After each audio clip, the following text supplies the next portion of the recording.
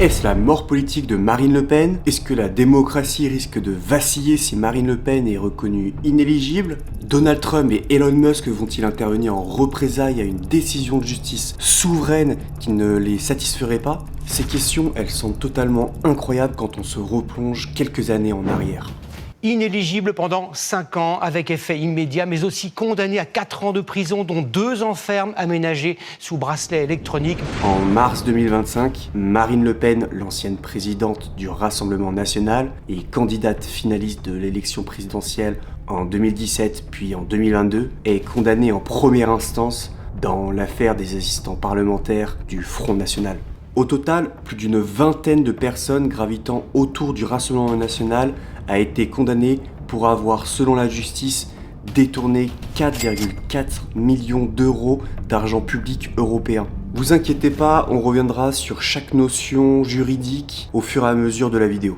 Pour autant, Marine Le Pen décide d'interjeter appel de la décision rendue en mars 2025 et le 13 janvier 2026 va s'ouvrir un nouveau procès, un procès qui pourrait changer l'avenir politique de la France. Véritable séisme politique. C'est le scénario, le cataclysme pour le Rassemblement national. Mais et si je vous disais c'est un désastre aussi pour vous et notre système politique français?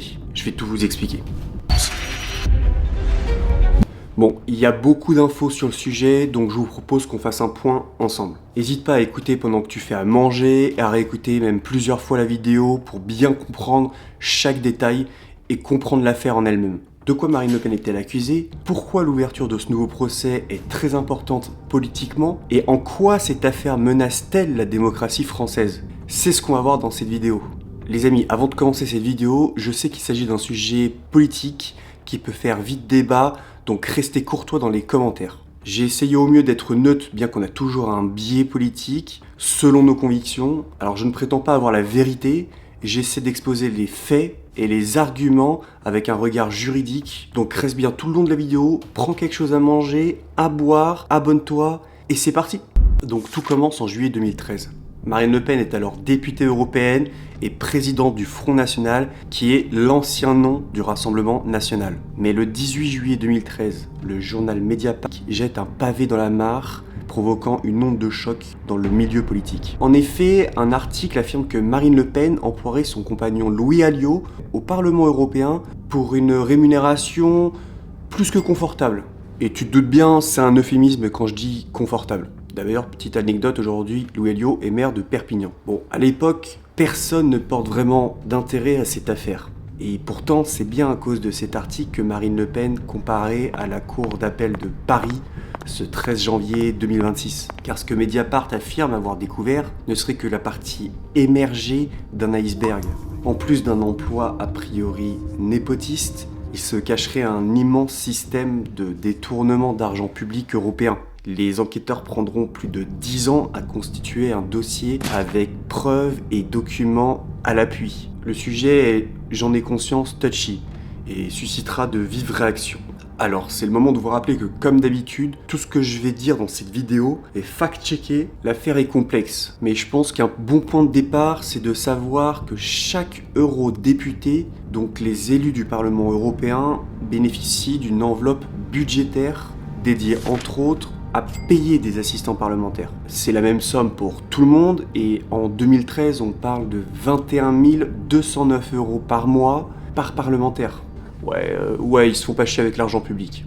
Et ces assistants parlementaires ont pour mission principale, comme leur nom l'indique, d'assister le parlementaire élu et de l'assister à Bruxelles ou à Strasbourg. Logique, Kevin, tu me diras, puisque c'est l'Union européenne qui les paie. Mais problème, à l'instar de beaucoup de partis politiques au Parlement européen, le Front National ne déroge pas à la règle dans ses pratiques politiciennes.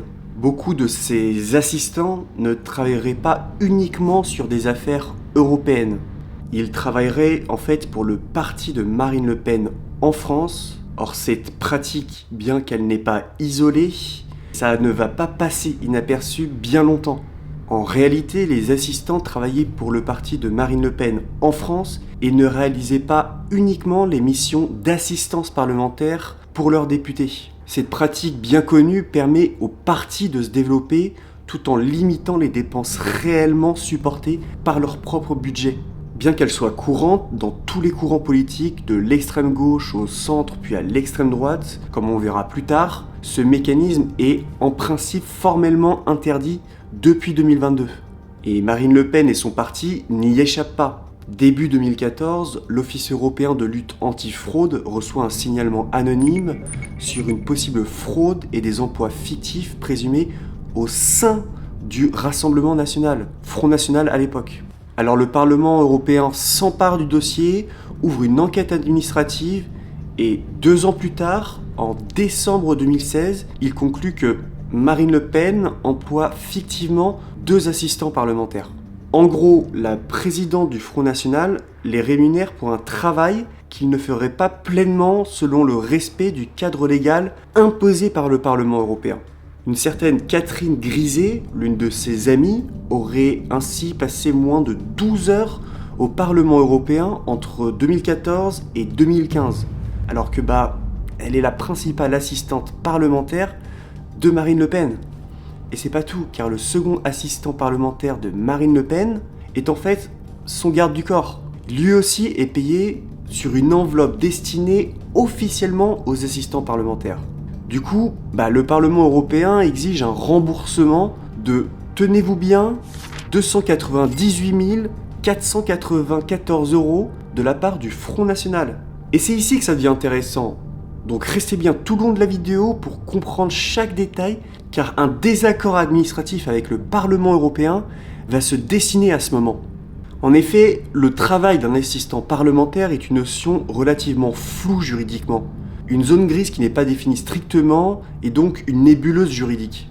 L'exemple le plus parlant reste celui de l'assistant parlementaire européen qui, depuis son bureau au Parlement, pendant ses heures de travail officielles, répond au téléphone. Question décisive, quand il décroche et traite une demande, agit-il en tant qu'assistant parlementaire européen, donc le rôle pour lequel il est payé par l'enveloppe publique du Parlement européen, ou agit-il en tant que salarié, membre du parti politique, donc le Front National, dont le rôle est normalement financé par le budget propre du parti politique. Dans l'affaire jugée, donc la condamnation en première instance en 2025, la justice a estimé que de nombreux contrats étaient fictifs, précisément parce que les assistants parlementaires passaient l'essentiel, voire la totalité de leur temps sur les tâches liées au parti, donc l'organisation interne, la communication militante, etc. Et très peu ou pas du tout sur des missions directement liées au mandat européen, donc le suivi des rapports législatifs européens, la préparation des plénières, la recherche sur des directives, etc. En conséquence, on payait ces personnes avec l'argent public européen, une enveloppe mensuelle d'environ 21 000 € par député, alors qu'elle n'est destinée exclusivement à l'assistance parlementaire européenne. Alors qu'en réalité, ces assistants travaillaient majoritairement pour le parti. Et, somme toute, selon la justice, constitue un détournement de fonds publics. Et c'est exactement ce que la justice a retenu comme système organisé au sein du Rassemblement national entre 2004 et 2016. Alors, l'affaire des assistants parlementaires n'est pas un flou juridique très évident à saisir, puisqu'il s'agit d'un flou interprétatif. Les règles européennes jugées imprécises ou usages tolérés par le passé, ce qui rend la qualification d'emploi fictif discutable en appel. Donc s'il existait une zone grise sur la mission de l'assistant parlementaire, aujourd'hui il existe surtout un débat sur l'interprétation stricte et la tolérance du passé, eu égard à la mission de l'assistant parlementaire. Et pour autant, en parallèle de la procédure du Parlement européen, la justice française se saisit du dossier. Les juridictions nationales, comme en France, jugent pénalement les emplois fictifs d'assistants parlementaires européens, car il s'agit de détournement de fonds publics européens qualifiés de délit par le droit pénal français. En mars 2015, le parquet ouvre une enquête. C'est le début de recherches interminables avec des centaines de documents à analyser. Des témoignages, des échanges de mails, des relevés comptables à passer à la loupe pour trouver des preuves. Et finalement, le 30 juin 2017, le verdict est prononcé. Marine Le Pen est donc mise en examen pour abus de confiance et complicité d'abus de confiance. Mais qu'est-ce que c'est que la mise en examen exactement ? La mise en examen place officiellement une personne en cause quand des indices graves rendent sa participation vraisemblable. La complicité, elle, punit comme l'auteur celui qui aide, assiste ou provoque sciemment l'infraction. 1 an plus tard, les accusations des magistrats qui instruisent l'enquête sont encore plus graves. On parle carrément de détournement de fonds publics. Mais qu'est-ce que c'est qu'un détournement de fonds publics et qu'est-ce que c'est qu'un juge d'instruction exactement ? Donc le détournement de fonds publics, c'est un délit pénal qui consiste entre autres à s'approprier ou utiliser à des fins personnelles, illégales ou contraires à l'intérêt public, des sommes d'argent appartenant à l'État, aux collectivités territoriales ou à tout organisme public. Mais pour autant, dans cette affaire, au-delà de Marine Le Pen, il y a plein d'autres cadres du parti qui sont accusés. Juste pour que vous sachiez, le cadre d'un parti, c'est une personne avec une position de responsabilité au sein même de ce parti. Donc il joue un rôle de direction, d'organisation ou encore de coordination sans être nécessairement élu. Et donc au total, en plus de Marine Le Pen, 25 personnes sont mises en examen. Et après 9 ans d'enquête, ouais, 9 ans, en septembre 2024, un procès s'ouvre à part. Et le Parlement européen estime que le Front National aurait détourné au total 6,8 millions d'euros d'argent public européen. Mais qu'est-ce que c'est exactement l'argent public ? Et des preuves attesteraient de ce détournement, notamment des messages internes plutôt incriminants. Ce que Marine nous demande équivaut à signer pour des emplois fictifs. Je crois bien que Marine sait tout ça. Cette phrase, c'est Valorant Saint-Just qui l'écrit. À l'époque, c'est le trésorier du Front National. Donc en gros, c'est lui qui s'occupe de la caisse du parti. Et dans ce message, il assume noir sur blanc savoir que ce qu'ils font est illégal et que Marine Le Pen est parfaitement au courant de ce système d'emploi fictif. Un ex-eurodéputé, un certain Aymeric Choprade, raconte aussi que Marine Le Pen validait tout et que c'était elle qui gérait les embauches. Elle nous explique que nous n'aurons pas à reverser une partie de nos indemnités au FN, mais qu'en échange, il faut accepter de n'embaucher soi-même qu'un seul assistant pour nos activités d'élus. Alors que je vous rappelle, cette enveloppe de 21 000 € est destinée à minima 3 assistants parlementaires pour assister justement le député européen dans son travail au quotidien. Elle nous dit « c'est moi qui vais contrôler l'enveloppe des assistants ». Il y aura un formulaire de délégation de pouvoir pour le recrutement. Toutefois, bien que Marine Le Pen ait agi en connaissance de la ligne rouge qu'elle franchissait, dans le cadre d'un désaccord administratif avec le Parlement européen, elle dénonce la zone grise concernant le rôle des assistants parlementaires. Selon Marine Le Pen, la justice française formulée par le parquet n'aurait que pour objet sa mort politique.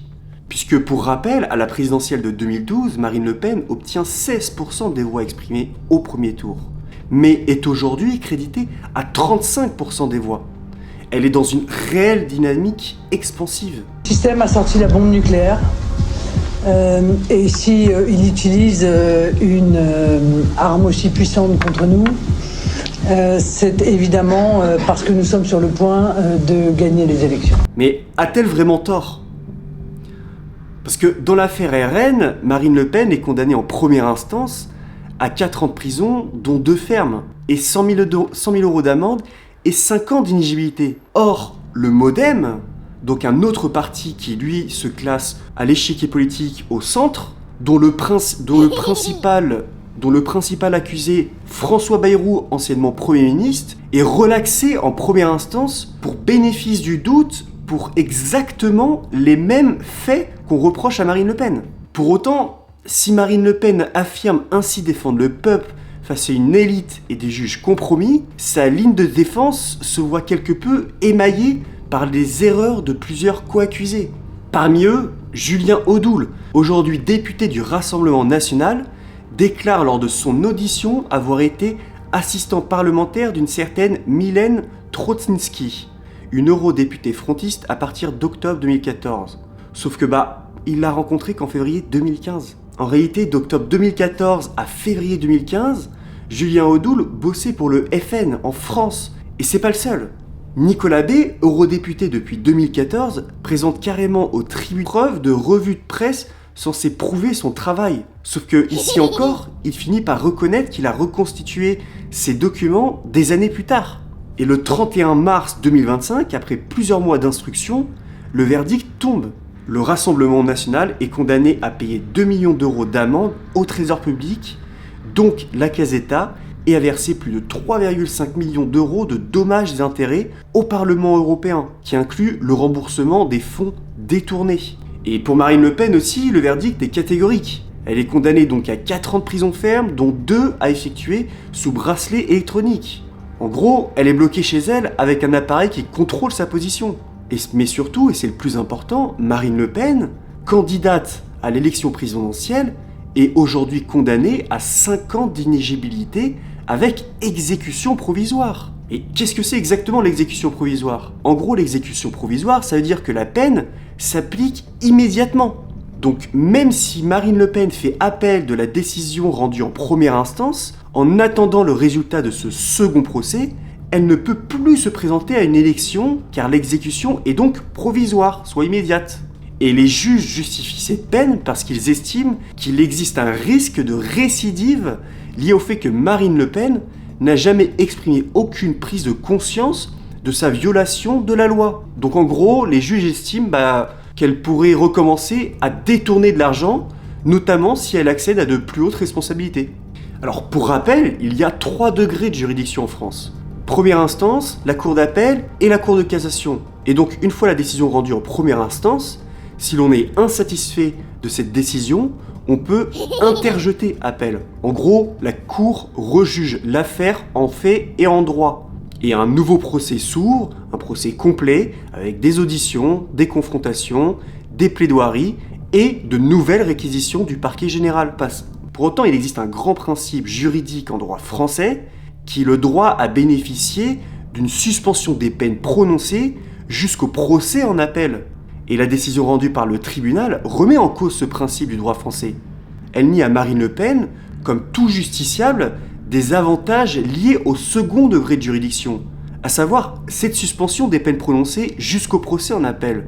Donc quand on dit que Marine Le Pen est injusticiable comme les autres, et qu'elle ne doit pas bénéficier d'un jugement moins sévère au regard de ses fonctions, on peut aussi inverser l'argumentaire et dire que Marine Le Pen doit tout autant bénéficier que les autres justiciables d'un droit à bénéficier des avantages d'un second degré de juridiction. Or ici, on constate qu'elle est considérée comme une sous-justiciable. Cette exécution provisoire pose question quand on sait qu'elle vise en principe à protéger la société et ses citoyens d'individus dangereux s'ils étaient remis en liberté, en gros les violeurs, puisqu'ils pourraient réitérer le délit ou le crime en question.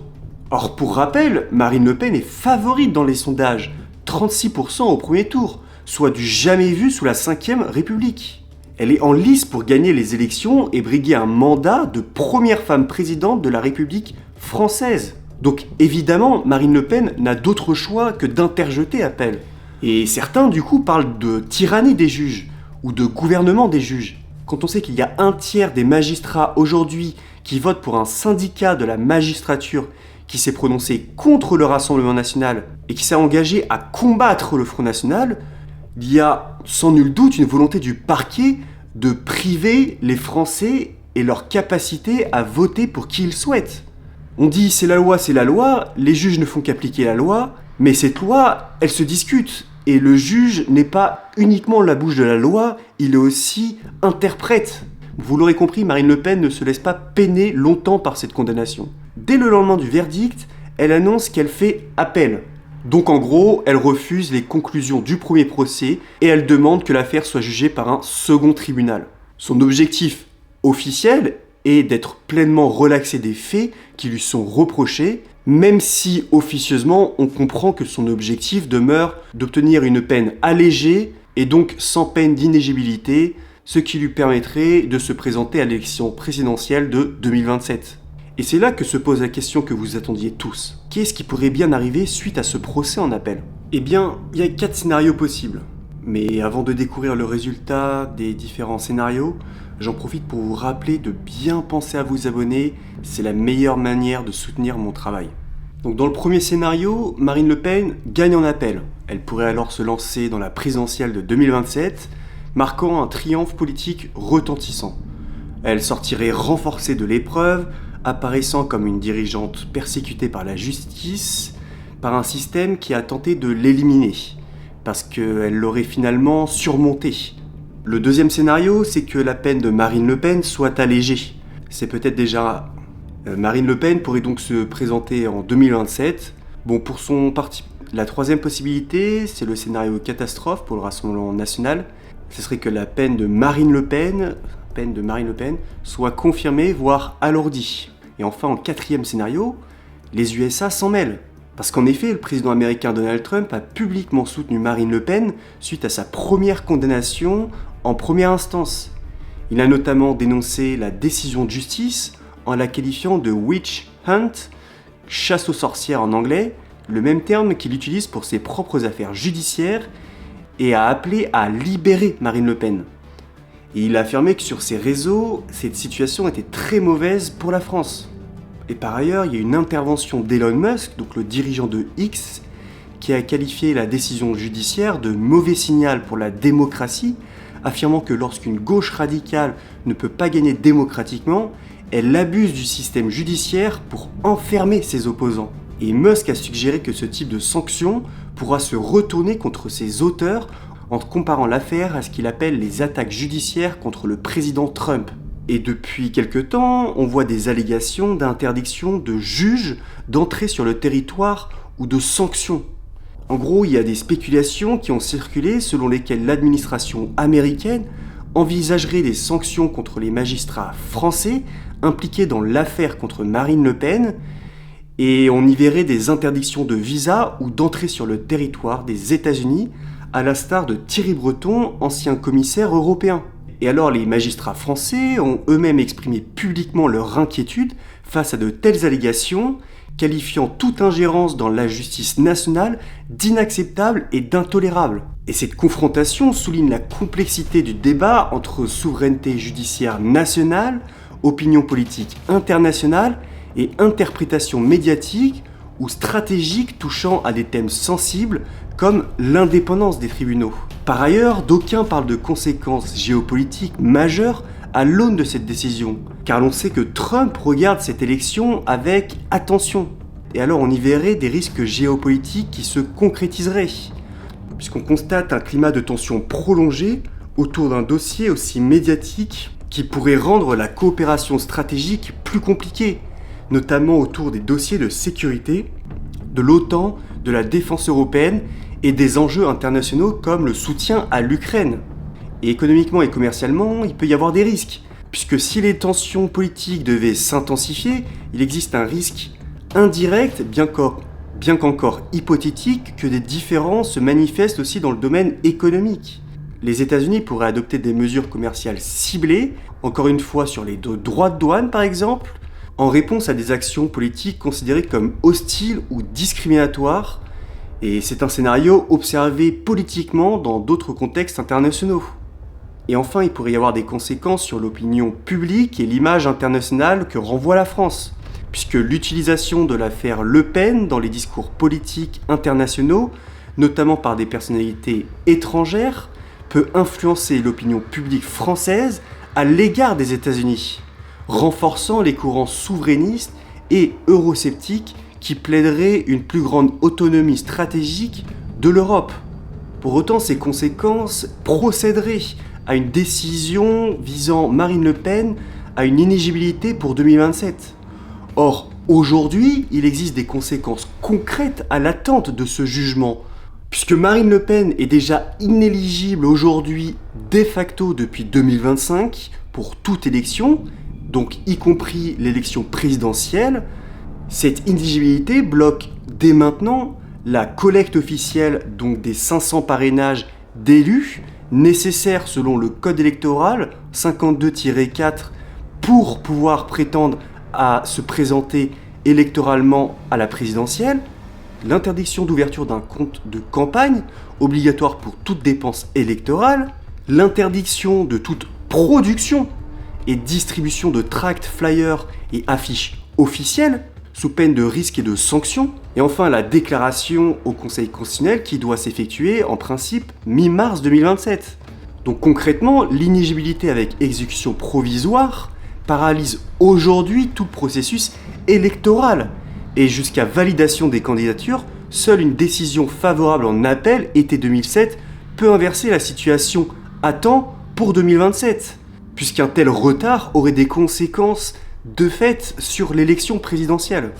Mais ne vous inquiétez pas trop, le Rassemblement national l'a déjà anticipé, on en reparle après. Vous vous souvenez de cette phrase quand je vous ai dit ça plus tôt ? Ben voici pourquoi. Depuis quelques années, il y a un homme qui se prépare à reprendre le flambeau. Jordan Bardella, le poulain de Marine Le Pen, et accessoirement l'actuel président du Rassemblement national. Et bien ça pourrait être lui le candidat pour sauver le parti en cas de condamnation de sa chef naturelle.